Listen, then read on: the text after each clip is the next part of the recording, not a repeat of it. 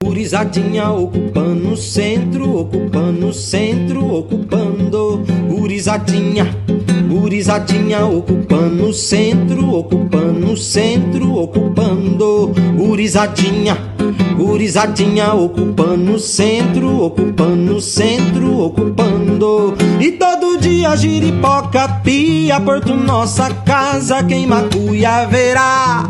Paco cabeça flutua no rio, pau rodado desce até Cuiabá. Gurizadinha, gurizadinha ocupando o centro, ocupando o centro, ocupando. Pagação de sapo, não aguento esse papo, tô de goreste gurizão.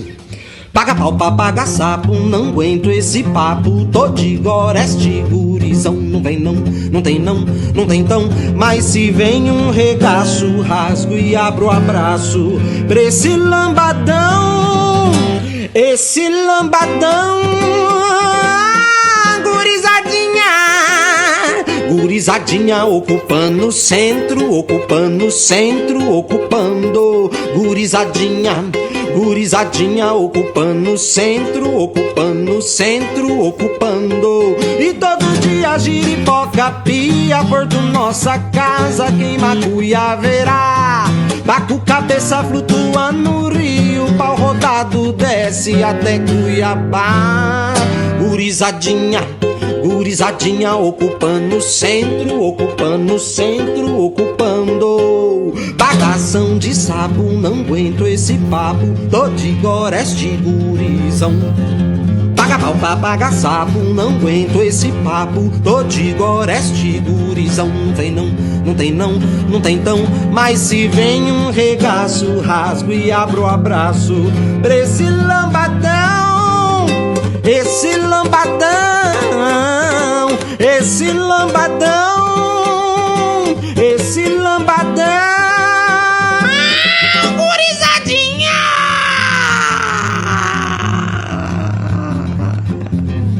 Gurizadinha de chinelo no pé, giripoca piando todo dia qual é?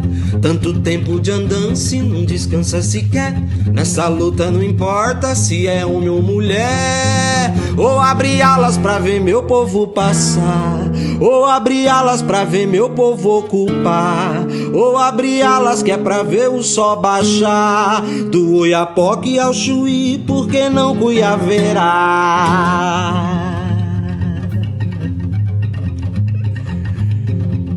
Quando será que tu verá? Quando viver, verá.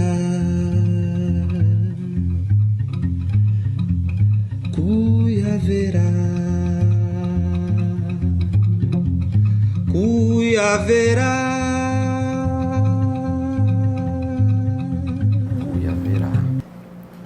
Boa noite, começamos mais um programa Cultura Livre e é com um imenso prazer que a gente recebe aqui na nossa casa o artista, cantor, compositor, dedicado a melodias e harmonias de ritmos do interior do Brasil e também cantautor, produtor musical, instrumentista, enfim, o Paulo Monarco. Seja bem-vindo, Paulo Monarco, uma honra recebê-lo aqui.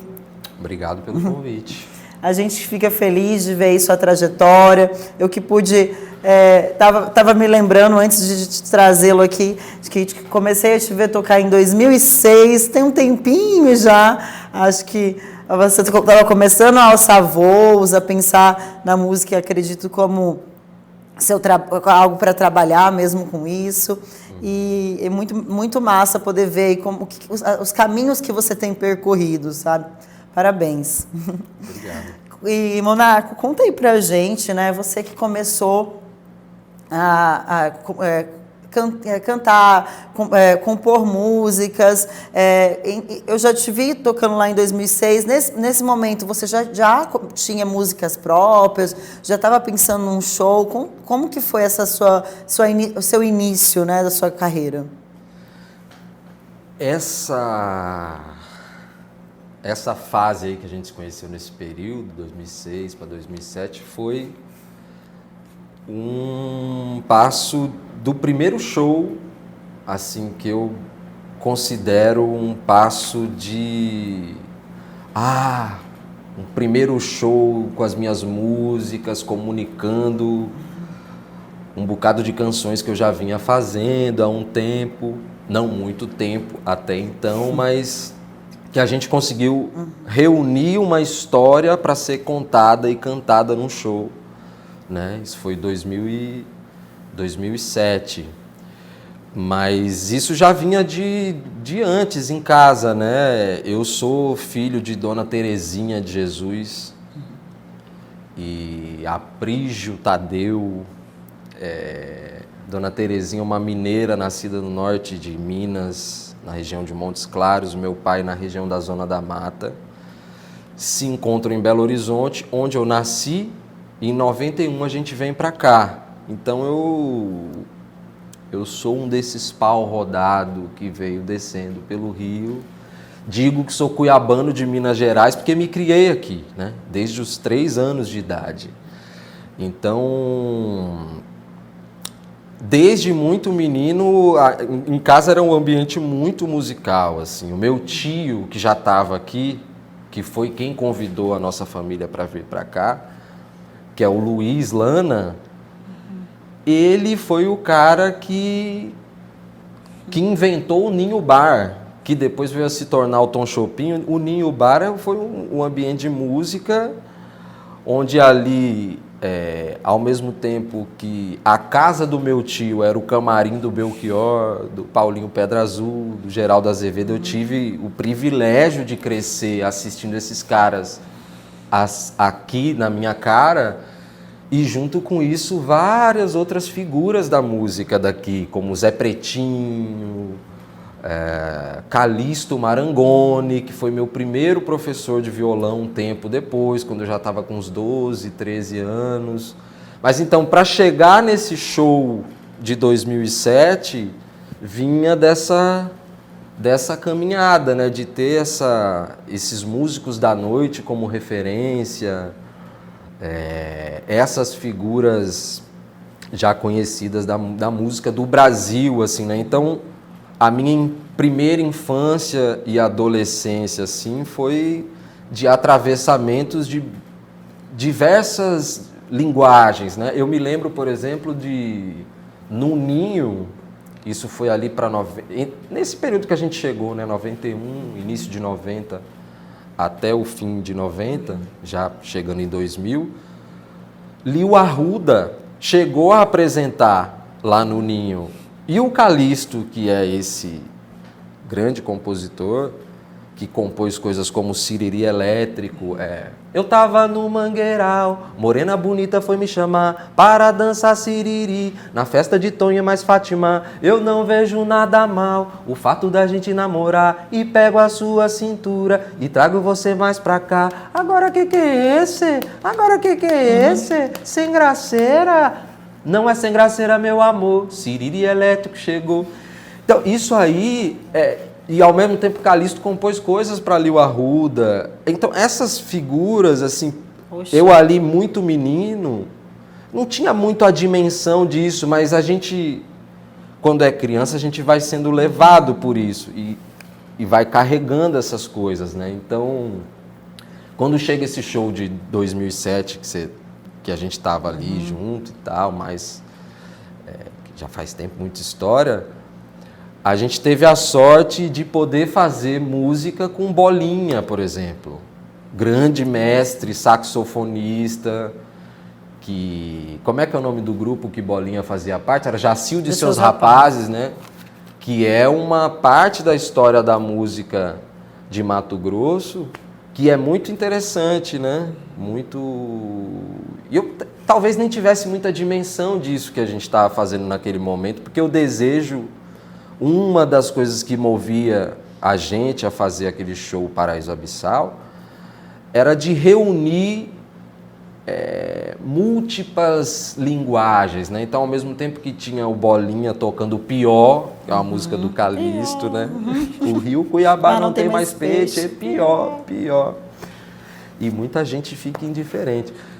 Tinha o David Gardner, que na época era um cellista que estava tocando na orquestra do estado, um inglês, né? O DJ Espinha, com quem eu encontrei recentemente, trocamos ideias incríveis.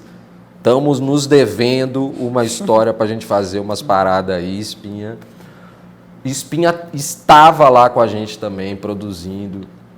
Então, acho que independente do tempo e do que a gente faça, tem coisas que são pedras fundamentais que a gente acaba carregando, né? O mundo se transforma, a gente se transforma o tempo todo, ou tem a possibilidade de se transformar, mas eu acho que tem coisas ali que ficam com a gente para sempre, sabe? Eu acho que o que eu sinto que desse período que continua é esse desejo e essa disponibilidade para sempre dialogar com diversas linguagens e gerações e criar pontes, sabe? Entre a tradição e o contemporâneo e o que pode vir a ser, né? Porque tem modelos que já não servem mais. Sim. Ao mesmo tempo que tem coisas que são super atuais, né? Da memória que a gente carrega, seja de ferramentas e tecnologia,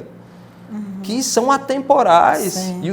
E como que a gente, né? Como que lida com todo esse material? Como é que a gente se relaciona com isso? E esse lugar me instiga demais a continuar trocando ideia, fazer música e seguir. E a gente percebe isso, sabe, Monaco, no seu trabalho, nos trabalhos de outros artistas também, porque além de músico, compositor também, desde 2007, 2006, você também já vem auxiliando, dirigindo shows, produzindo artistas locais também. Então tem muito essa troca, né? Como que você começou a pensar isso?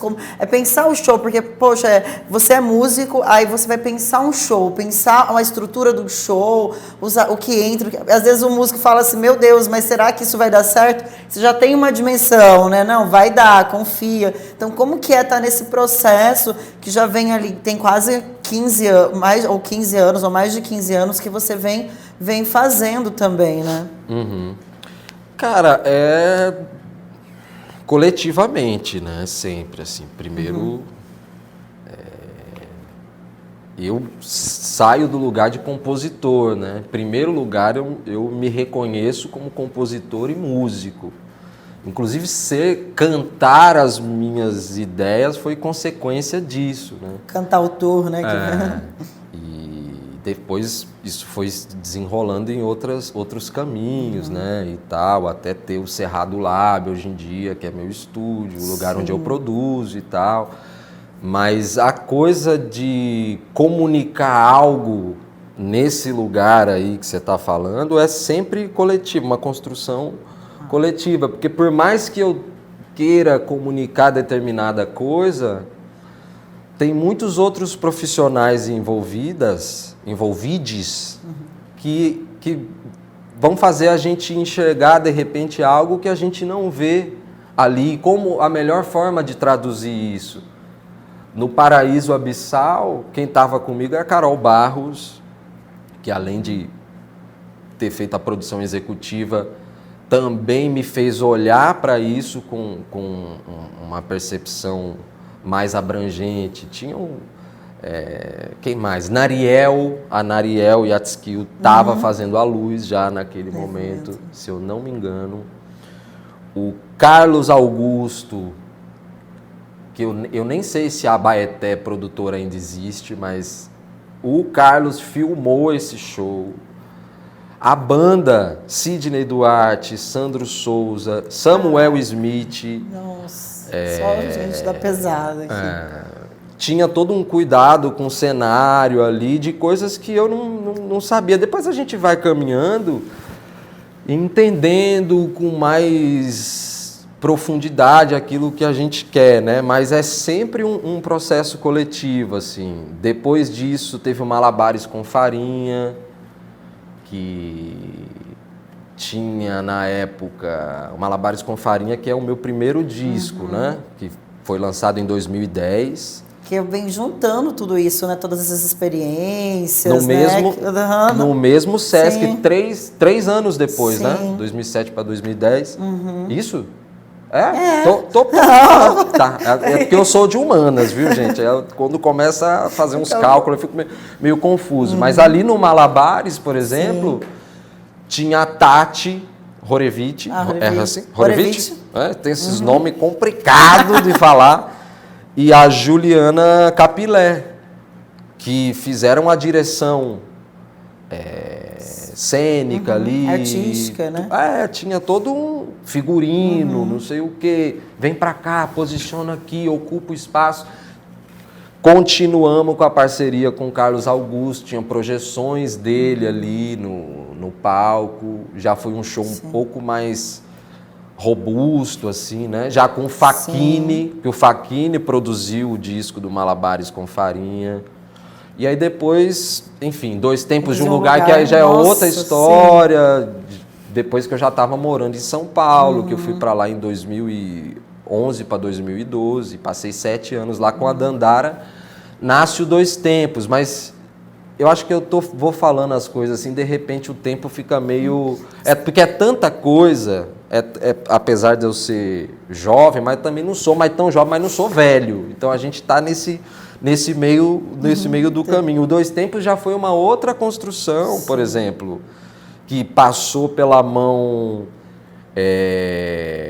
da Caroline Ricali, que cuidava do nosso figurino e que, ao mesmo tempo, construiu o primeiro cenário desse show do 2 Tempos, que era eu e Dandara no palco, mas tinha um monte de gente por detrás, como ela, que eu acabei de falar, que é uma artista incrível.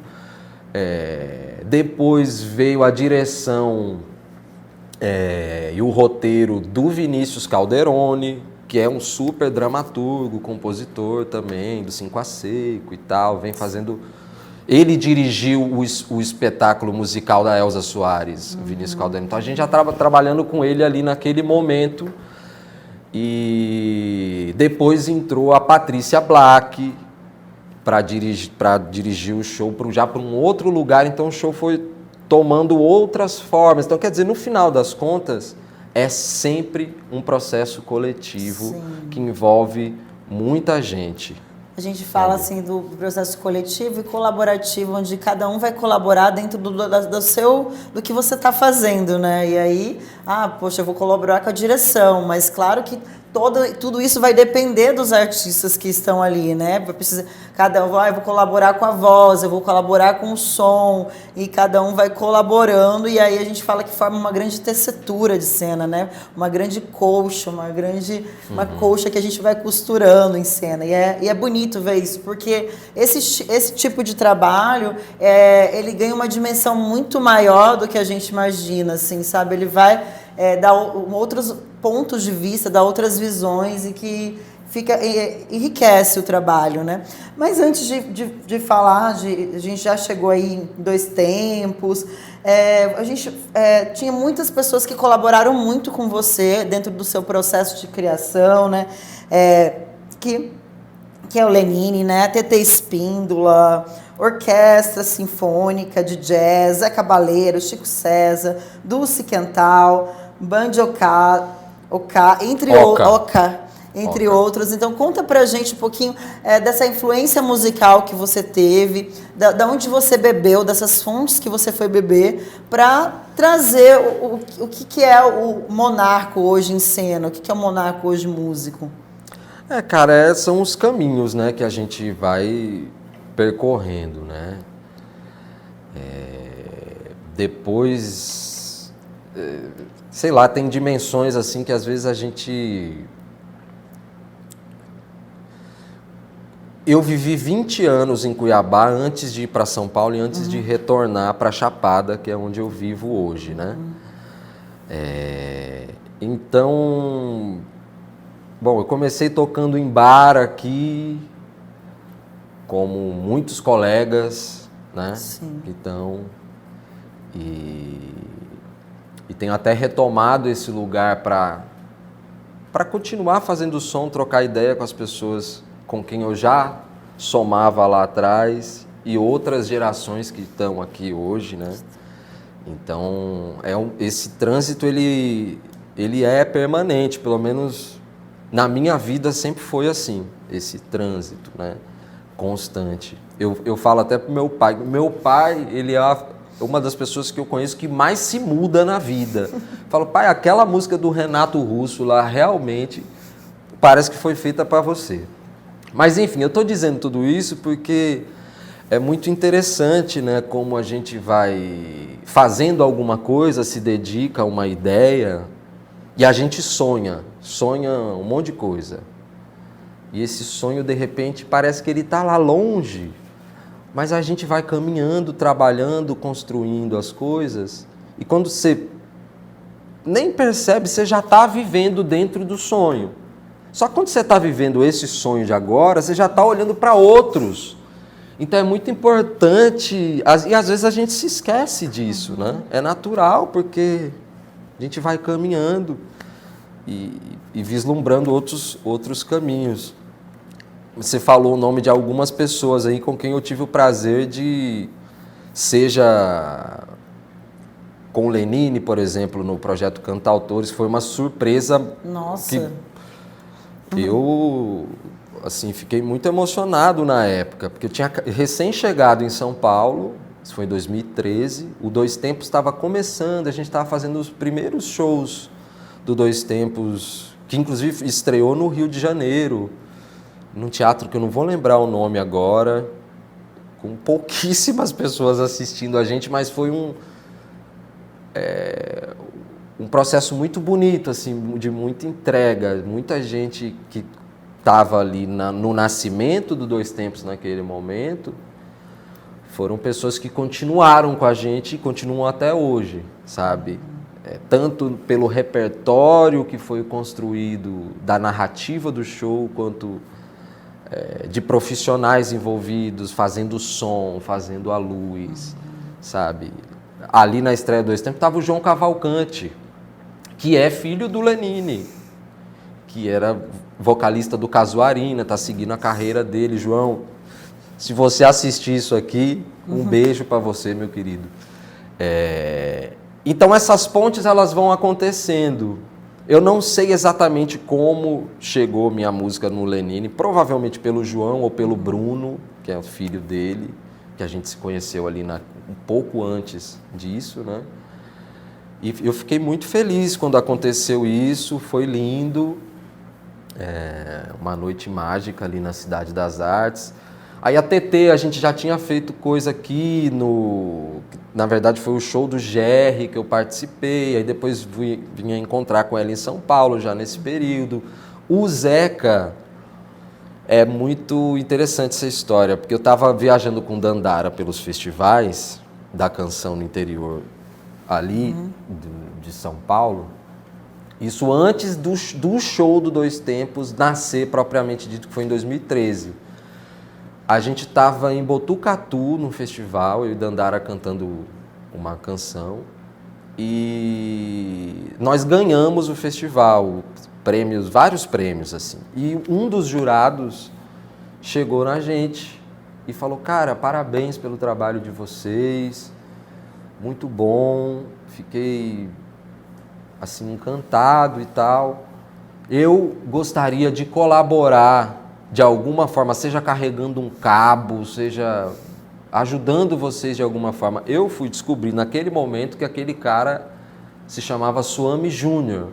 Suami Júnior, que é um grande produtor musical, que já tinha produzido... Ele produziu o primeiro disco da Vanessa da Mata, produziu muitas coisas com o Chico César, trabalhou muito com o Zé Cabaleiro. Até depois, muitos anos depois, Suami veio a fazer a direção musical do Buena Vista Social Clube, sabe, com os remanescentes do grupo. Então, é um cara que está em trânsito e ele abraçou a gente, o nosso projeto naquele momento, como um paizão, sabe? Foi uma coisa da gente estar em trânsito, cantando aquela ideia que a gente nem sabia muito bem o que é que a gente...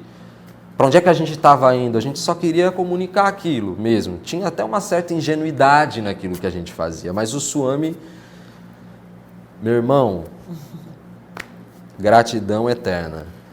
Ele pegou a gente como um paizão assim e falou, eu contem comigo. Então, o primeiro show do Dois Tempos, antes dessa montagem que eu te falei no Rio, foi com o Suami. Ele que arrumou a casa de show pra gente fazer. Eu até esqueci agora o nome da casa, mas era uma casa de show bem intimista em São Paulo, assim. E foi ali, muita coisa aconteceu. Ele ajudou a gente na primeira gravação nossa, ele arrumou o estúdio pra gente gravar. Ele me apresentou o Zé Cabaleiro, que eu mostrei uma melodia que eu tinha, assim, falei meio despretensiosamente, assim, nos nossos encontros, que ele estava ajudando a gente a montar a entender o que seria o Dois Tempos de um Lugar, né? E aí foi a partir desse encontro aí que eu mostrei uma melodia pro Suami e até brinquei, falei, rapaz, você podia mostrar isso aqui pro Zé Cabaleiro, né? Ele falou, claro, ele levou a sério.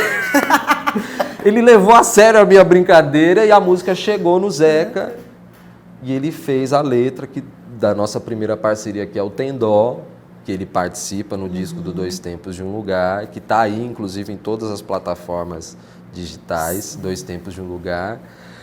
E, enfim, depois disso fizemos outras coisas. Ele chegou a gravar uma parceria nossa num disco dele, que é o Era Domingo, eu canto com ele ali. Então, cara, enfim, a gente está falando do Zeca, sim, Lenine, mas tem várias outras pessoas... Calixto, que é importantíssimo. Várias outras pessoas nesse caminho, assim, porque é muito bom a gente estar com as pessoas que em algum momento da nossa vida foram referência pra gente e que estão num lugar meio distante, assim.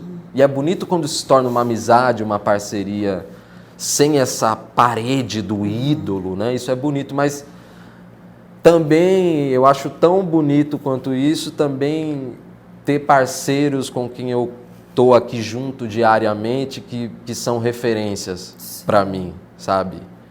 Como o próprio Calixto, que você falou, Carola Nunes, Pátia Ana, parceirona nessa primeira música que foi tocada aí na abertura do programa, Gurizadinha Ocupando, que a gente fez essa música quando eu estava em São Paulo, pouco antes de eu vir para cá, quando eu estava ali pensando, cara, eu sou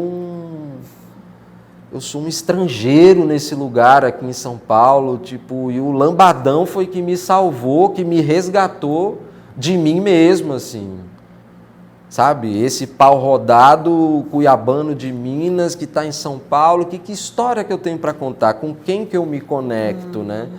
Então a gente caminha por vários lugares para retornar para algum lugar de onde a gente nunca saiu, né? Na verdade. Verdade.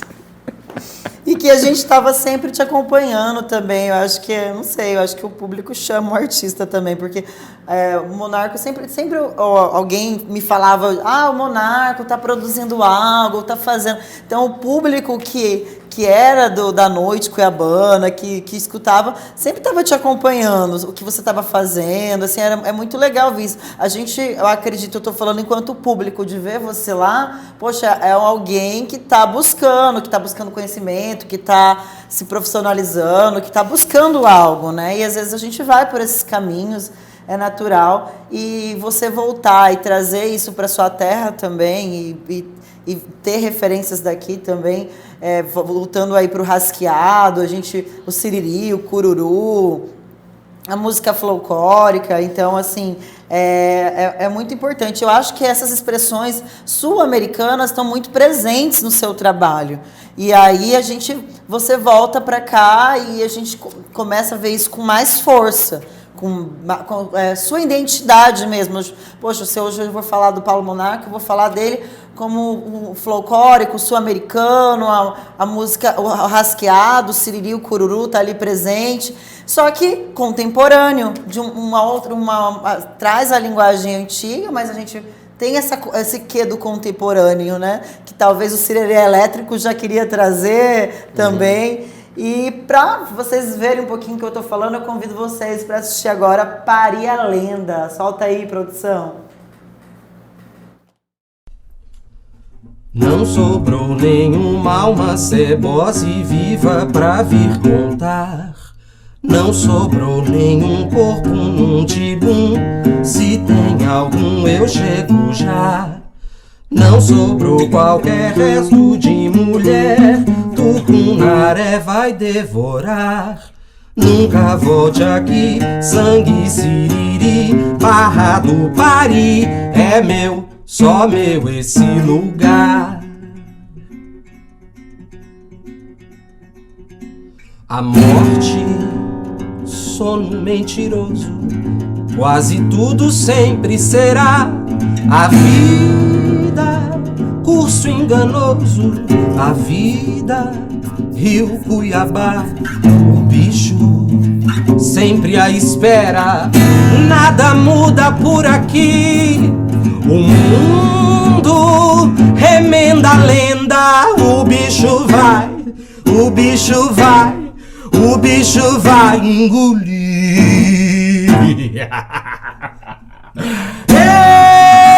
Peixes do céu, estrelas do chão, cão jacaré, Deus minhocão.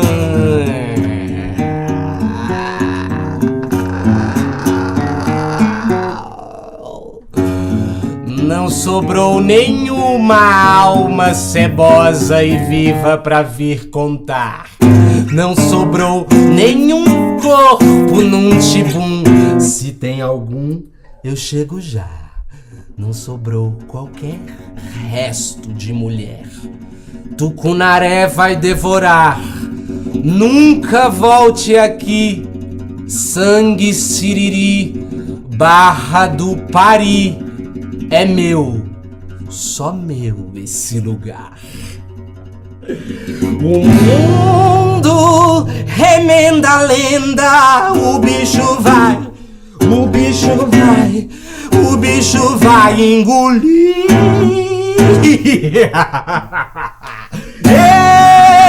Peixes do céu, estrelas do chão, cão jacaré, Deus minhocão. Peixes do céu, estrelas do chão, cão jacaré, Deus, Deus, Deus, Deus, Deus minhocão. Vocês escutaram Pari, a Lenda, do Paulo Monarco, que tem essa múltiplo, ele é múltiplo nessa, porque ele traz influências de Mato Grosso, do Brasil, sul-americanos para sua música. É isso, Paulo Monarco? Cara, teve um momento, depois de esse trânsito, todas essas ideias que a gente está conversando aqui, né? Dessa trajetória em Cuiabá, pelos bares, os primeiros shows, né? Encontro com figuras da tradição, figuras de um ambiente mais experimental, contemporâneo, sempre nesse trânsito assim. O período que eu vou para São Paulo, que eu fiquei 7 anos lá, naquele momento eu me perguntava muito sobre o que é que eu tinha para contar, qual que era a minha história, qual que era, sabe, o lugar que eu gostaria de chegar na música que eu produzia. E foi quando eu comecei a compor os primeiros lambadão, as primeiras tentativas de compor um rasqueado, partindo desse lugar das claves, do siriri, do cururu, tentando incorporar isso para a minha música. Por quê? Porque antes de qualquer coisa, eu sentia que eu devia para mim mesmo me dedicar a esse lugar, sabe, de linguagem. Continua aquela história que a gente tinha falado, né? De conectar, de estar em trânsito entre essa tradição que é incrível, que tem muita coisa para ser contada, que sempre esteve aí. Quem todo não sentido. percebia é porque não estava olhando para outras coisas. E Isso você- sempre esteve. Agora, eu sinto que a minha geração, ela pode estar mais conectada com essa tradição e, ao mesmo tempo, fazendo as coisas que continua fazendo, com as referências do mundo. Eu acho que o meu maior desejo é esse, assim. E pra gente voltar a falar aqui com o Paulo Monaco, fique aí que a gente volta com o próximo bloco aqui do Cultura Livre. Até mais.